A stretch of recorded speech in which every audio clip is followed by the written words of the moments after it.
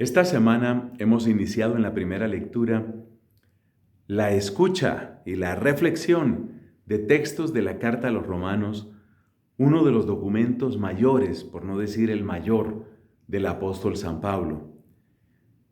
Yo creo que es conveniente tener conciencia de cuál es el mensaje central de la Carta a los Romanos. Y esto se nota muy bien en los primeros dos capítulos. El capítulo primero, después del saludo que da San Pablo, contiene una descripción de qué pasa en la humanidad cuando Dios no se hace presente. Dios, el Dios verdadero. Pablo no está diciendo, jamás enseñó que todas las religiones fueran más o menos equivalentes.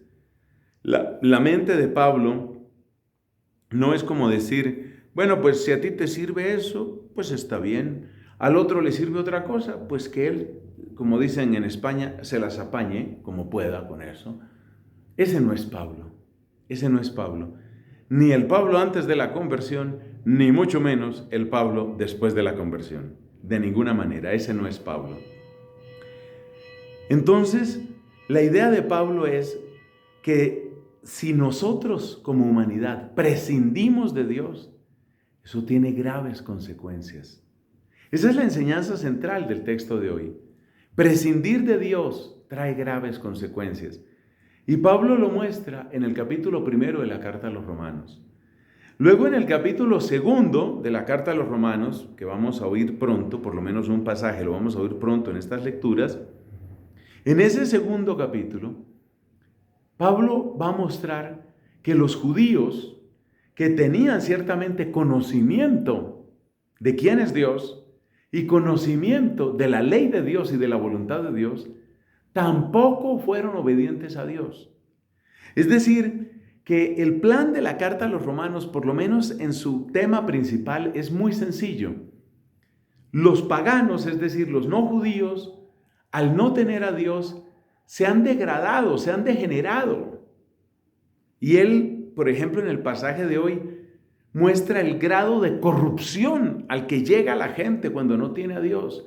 Porque cuando no tiene a Dios, entonces se vuelca a los ídolos. Cuando no tiene a Dios, entonces se vuelca al placer. Cuando no tiene a Dios, entonces obsesionado por el placer degenera su cuerpo en toda clase de perversiones sexuales.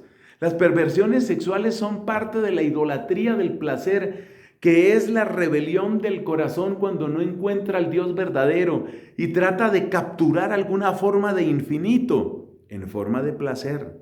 Ese es el mensaje central de este texto de hoy.